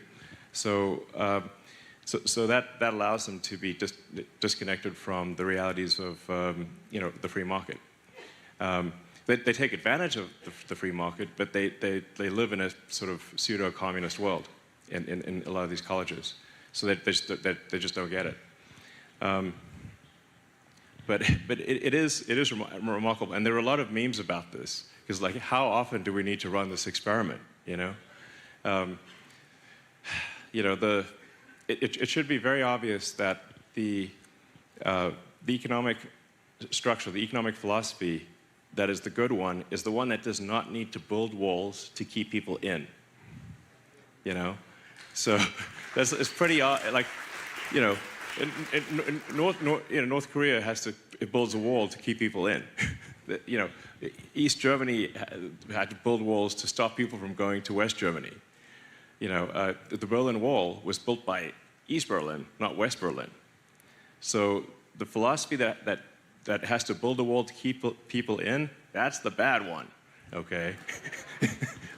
I don't know how it's so obvious. And yet you see a resurgence of it over and over again. And if you study history, actually, even in ancient times, this was you see the cycle of you know, it obviously wasn't called Marxism 2,000 years ago or 3,000 years ago, but you have this back and forth between free market and sort of government, and free market and government, and it just seems to be the natural cycle of things. Yeah, but obviously I'm a big believer in the free market, which is, the free market is just like let people buy the things they want to buy and let people make the things they want to make. It's not that complicated, you know. And I find it bizarre that people think the government is a solution to things when a government is just a corporation in the limit. The government is just the biggest corporation of all with a monopoly on violence. And so if you're against corporations, you should be definitely against giving it to a monopolistic corporation that has control over violence. I mean, you know, there are good people that work in the government, obviously, but the government is just we should have the least amount of government because it's an operating system that makes people less efficient. Like their output is dramatically less. If you can look at, say, the output of North Korea versus South Korea.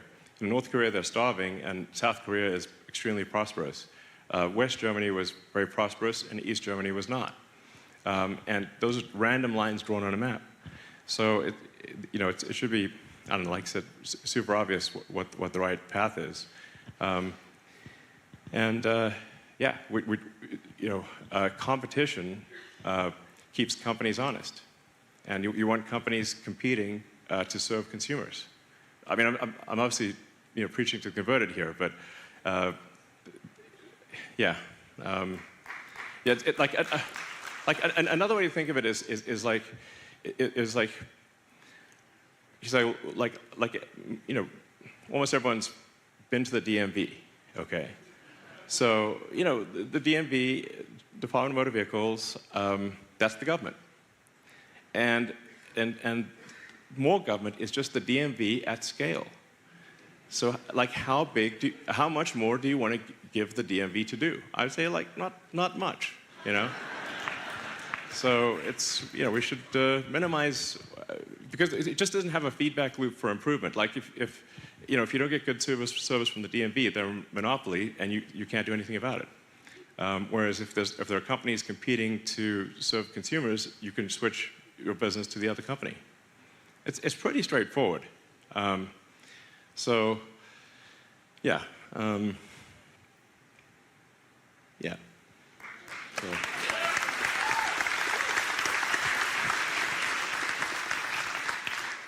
Hi, Elon. My name is Rebecca Gilbert. Thank you so much for being here. My question is, what role do you think AI should play in our democratic republic? And how do you think it can be used to uphold our constitutional freedoms? And what do you think will be the potential consequences of creating AI that is far more intelligent and capable than human beings, with the exception of you, of course? Well, I do worry about AI, actually, because we are creating an intelligence that ultimately will be far more intelligent than any human, and ultimately more intelligent than the sum of all humans.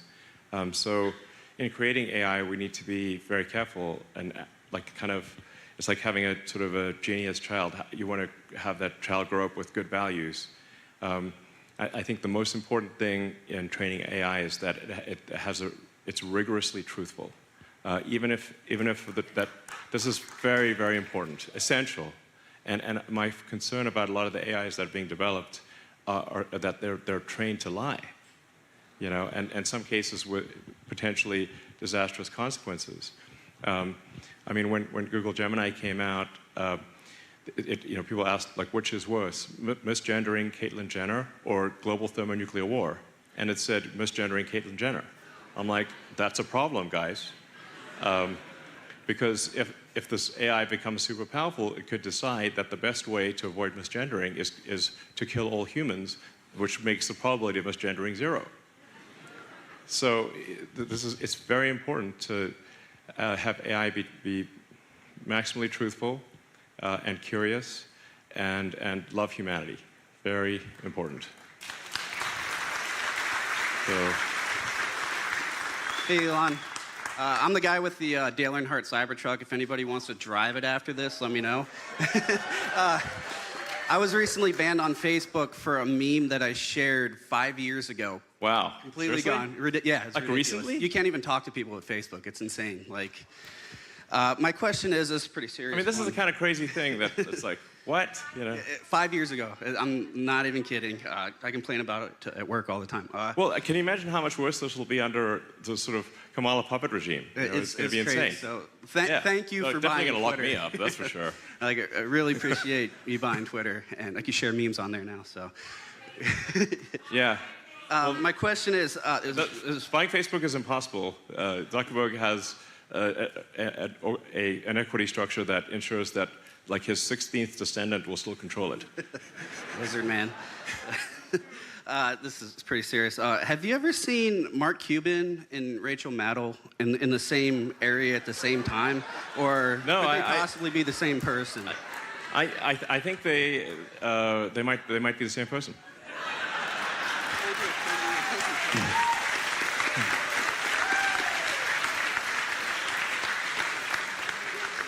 Hello, my name is Leslie Lockheed. I'm a senior pastor in the Ministry of Repentance and Holiness. It's a global ministry. And I'm also here as a mother and a grandmother. And I'm also here on behalf of people with disabilities. I'm very interested in all of your different inventions. I find them very fascinating, and I'm so grateful that you have that type of compassion. And I really want to thank your mother, because I know she's been a part of that from a very young age. My mom and my sister are great.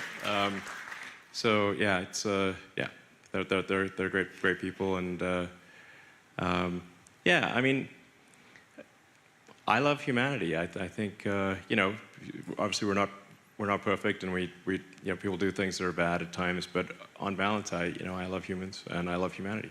So it's very evident. Yeah. I thank you for your compassion. And now there are a lot of different issues that are so important to me personally, and I'm sure all of you share them. I've seen just horrendous things in the news from every type of issue, the homelessness, the things that have happened, you know, the hurricane, the people in you know, the Carolinas and all the 6 states, and the sufferings that is going to continue. I'm very concerned about our fellow Americans there, and those who are yet, you know, that are going to suffer from other natural disasters that are still in the making. Sure. And those who still haven't recovered from the ones before. So that's very important.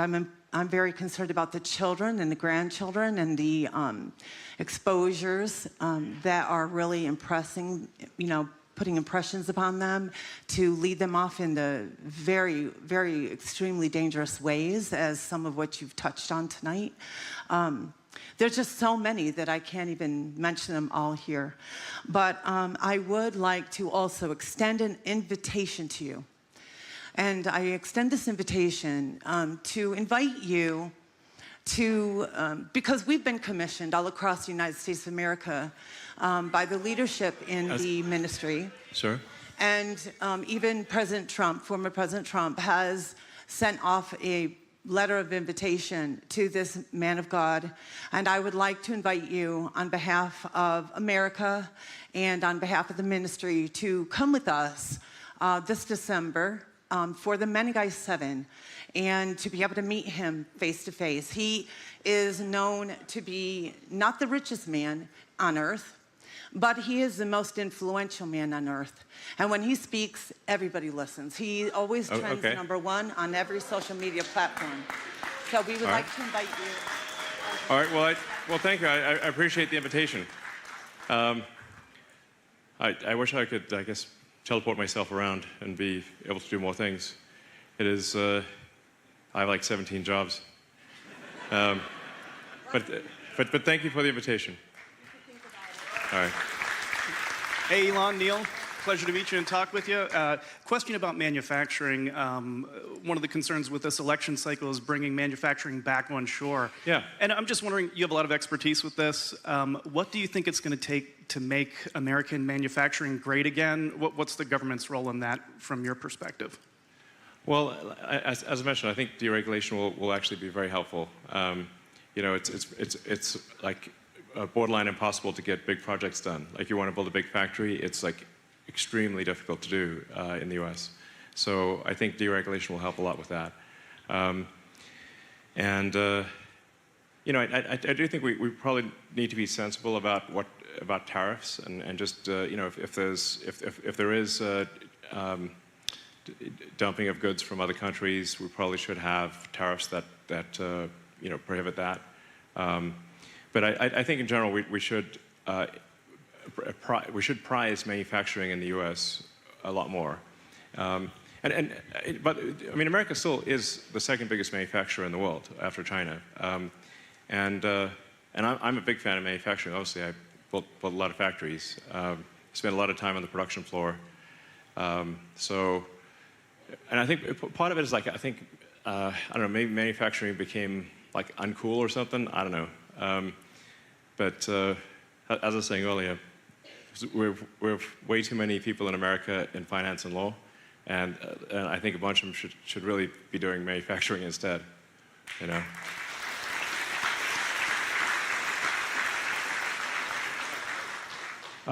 Hi, Elon. Nice to meet you. My name is Madsen Snell. I'm 22 years old from York, Pennsylvania. Great. Real briefly, I just want to say that before I ask my question, I'm really grateful with someone like your status is so outspoken with supporting Trump, and I think we need more people in your status to support Trump, because I think, you know, we all know there's kind of this agenda in the entertainment industry and in the media where they have to hate Trump no matter what. I think my question to you is, how much of it do you think is like them living in this bubble, like the late night talk show hosts, the people in Hollywood, like the legacy media? How much of that is like them actually thinking Trump is this like evil dictator, and how much of it is actually like just them getting paid to say it? Like, why is there this huge bias towards the Democratic Party when it comes to the establishment? No, that's a great question, and I actually don't know the full answer to that, but except to say that what your observation is accurate. I mean, I think it's also clear that with a few exceptions, that they're really just talking heads. You know, they say whatever the teleprompter tells them to say. So you know, that's just, you know, like there's, I guess, maybe we have too much concentration in media in the country. This, you know, media is controlled by a handful of people, and kind of their political views filter down to whatever the, you know, their companies that they own or control, what they believe. Yeah, so, but I don't know, except, like, I can see the results, but I don't quite understand why this is happening. So, I wish I did.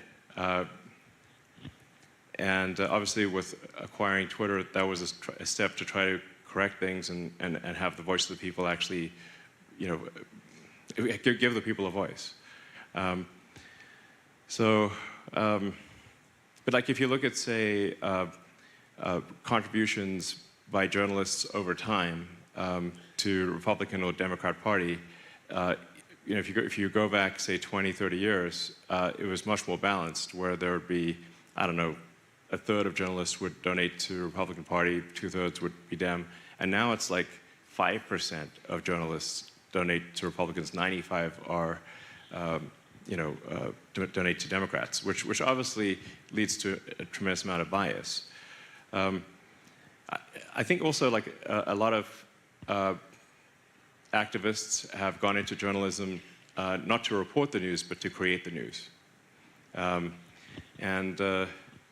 I say like, well, where does that come from? I think probably that comes from what they're taught in schools. I'm trying to trace route, packets on a network. Where did this, what's the origin of this? And I think if people are taught, BS propaganda in schools, then they want to, and they're told that this is the thing they should go out in the world and push, then I think it starts with the education system, I think. And certainly that is a thing to be addressed. So.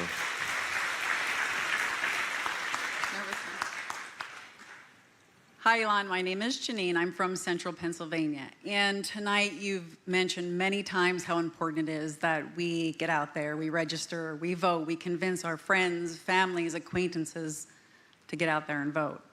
In my orbit, I have too many people that just refuse to vote for Trump because his personality isn't appealing to them, but they say it much more colorfully, of course. Yes, yes. So my ask to you is, how can I very simply connect the dots between what's at risk here with this next election for a rural central Pennsylvania person who doesn't really see what's happening in the big cities? So for me, the money shot is how this is going to impact them every single day. Right. Well, I think to the degree that people say like or dislike a candidate, they really need to sort of step back and say what you're actually electing is sort of a Republican administration or a Democratic administration. And there's this massive changing of the guard that takes place depending on which side is elected. Whether or not somebody likes Trump as a person or not, first of all, I think they should definitely look into a lot of the things that they've been told about Trump, because I think a lot of the stuff that they've been told about Trump is not true.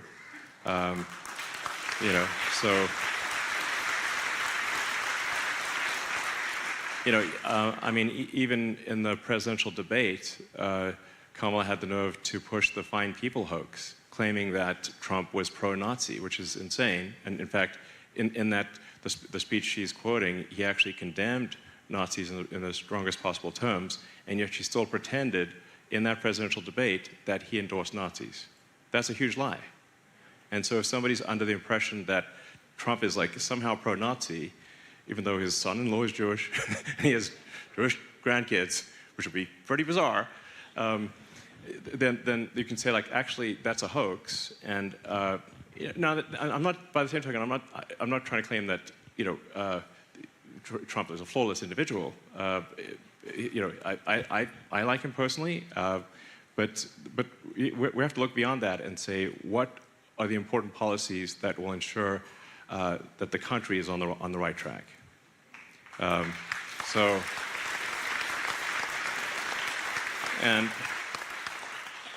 think if you say like, well, for a lot of people, like,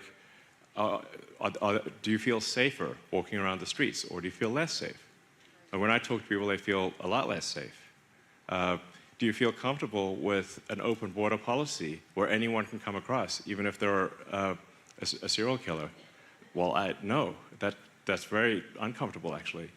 Do you feel that we should preserve the Constitution? I think, yes, we should. Freedom of speech is very important. If you say like, well, do you agree with these policies? I think the answer is, I think for a reasonable person, it's going to be yes. And then it's like, well, then you need to sort of look past what you believe the individual, whatever flaws you believe the individual has, and say that there are larger issues at stake than what you may think about the individual, which also may be wrong. What do you think about the individual? So, my view about this election is that I think this is most likely the last real election, because what I see happening is that the Dem administration is bringing in vast numbers of illegals deliberately into swing states. The numbers, if you say like over the past 3.5 years, I think it's like there's like a 500% increase in illegals in swing states. What a coincidence. Now, when you look at margins of victory that may be 10, 20,000 votes, and then you bring in 200,000 illegals and you legalize them, which is exactly what the sort of Kamala puppet regime will do over the next 4 years, then you won't have any swing states. Every state will go blue.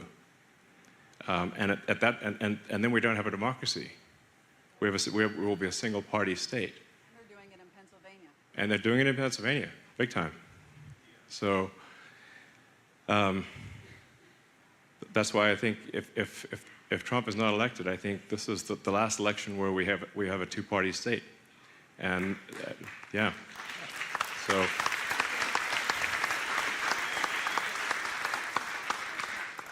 And one doesn't need to actually say, oh, well, this is a conspiracy. Just think about simple incentives. You have a Democratic Party that wants to win, and the path to winning is bringing in large numbers of illegals, and especially to swing states, and then legalizing them so they can vote. And then that's what happened in California. And when they did that in California, California went supermajority Dem, and California has been a one-party state ever since the amnesty in the late 80s. Essentially one-party state. At this point, it's supermajority Dem. The only competition that occurs is at the Democratic primary. So that's not a real democracy at that point. So this is the last chance. This election's the last chance. Yeah. Hello, Mr. Elon Musk. My name is Grant Hoffman. I'm an Air Force veteran, a father of 2 wonderful boys. As they come up into an age where they're going to start going to school, do you think it's concerning how public school students are graduating and don't have any understanding about how the government works or what the Constitution is at all? I just sat through a college course and they had no idea what the Constitution was. Yeah, it's crazy. I think we need to teach kids useful skills, and we need to teach them critical thinking and history, and why the Constitution is important. Why, you know. I mean, in a lot of schools, kids these days are taught to hate America, which is just crazy, you know. So that's got to stop. Yeah. Hi, Elon. Welcome to Pennsylvania. Thank you. And welcome to the right side of history. We are all very grateful that you are on the right side of history. And I don't know if you watch Trump rallies. I watch it all the time. In every single rally, he talks about you. In every single rally. Well, the Mutual Admiration Society here. So I like Trump a lot, and I'm glad he likes me too. And thank you so much for everything you did for the people affected by Hurricane Helene. Thank you so much. Yeah. It was heartbreaking. Thank you so much. Of course. And my question is actually pretty similar to this gentleman here. Back in 2020, well, I was at Oaks last night, and you said when you see something, you say something. Yeah. And back in 2020, a lot of people saw something, and they did say something. But it just never went to the judges. Like, the cases were never heard. Yeah. And what I want to know is there anything that the Republicans doing right now that is going to be differently, you know? That are we going to, like, actively trying, you know, if somebody doing something, actively putting these cases to the judges so, you know, we can preserve the elections and the freedom in America? Is there anything they're doing differently this time around? Well, this time around, the X platform was not going to suppress any information that.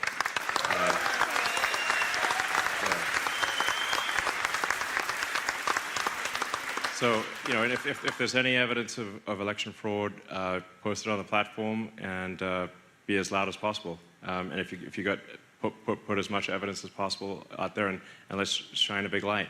And the brighter the light, the harder it will be to cheat. So. All right, I'll take a few more questions and then call it a night. Hi, my name is Rebecca, and I just wanted to say thank you for, I don't know, like going in front of people and like being sort of awkward. Like, you know what I mean? No, well, I mean, yeah. like I have. these are real-time questions. This is obviously unscripted. So it's like I have to like think for a second, like, oh, what? I don't always have a great answer because I just heard the question. So I'm autistic, and Join the club. As a girl, yeah. Growing up as a girl on the spectrum was definitely super hard because we kind of, whatever, it doesn't matter. But my whole question is about AI. Okay. Essentially, I feel like there's like two ways you could like develop AI where it could become sentient. And if you sort of like develop AI to become sentient and it's like a programmed thing, you're basically creating like a slave. So therefore, my question to you is, would you be able or willing to promise to only develop AI into like a sentient being like through a simulation of like human existence so that it can actually experience what it might feel like to be a real human? And speaking of the simulation, perhaps that's what we are. Perhaps we're the AI going through the simulation. Yeah. And with that, our consciousness level could possibly be related to, like, it could be like correlate directly to the amount of tech that we're allowed to have. So if you want to like move past combustion, perhaps we have to like work on the inside of humanity, which is like developing the actual consciousness first. Yeah. I'm not sure how to answer that exactly, but I think the most important, I think we're developing digital superintelligence. We want to make sure it is, results in a better future. I do think probably at some point the AI will be sentient or indistinguishable from sentience. So I don't know quite what to do about it, except to try our best to make good AI. And like I said, rigorous pursuit of the truth is most fundamental for AI safety. So I'll take one more question. Thank you. I just want to thank you for the format today. This is a big breath of fresh air, I'm sure, for a lot of people to be able to ask questions and kind of control what's being said. My question is, so our tax dollars are being used for billions of tax dollars to aid in conflicts that many of us don't support, while our governments have helicopters, rotor washing civilian aid camps in North Carolina. Thanks to the X platform, we get to see that. FEMA is reportedly threatening charges on neighbors that are helping to rebuild their own communities as well. We have the Department of Defense issuing Directive 5240, which in at least some capacity allows the federal government to direct the military to operate in a law enforcement capacity against its citizens, which is unconstitutional, I think many would say. How do you believe that you and the Trump administration can help us with the lack of accountability and improve trust in the federal government? Well, I think, first of all, I think we should have a lot less federal government, because a lot of times the government just gets in the way. And you get these sort of Kafkaesque, like, bizarre situations where, FEMA will operate under some rule where, like, they assume responsibility for an area, and then in their rule set, they then, because they have responsibility for an area, they prevent others from helping, even though they are, in some cases, not helping.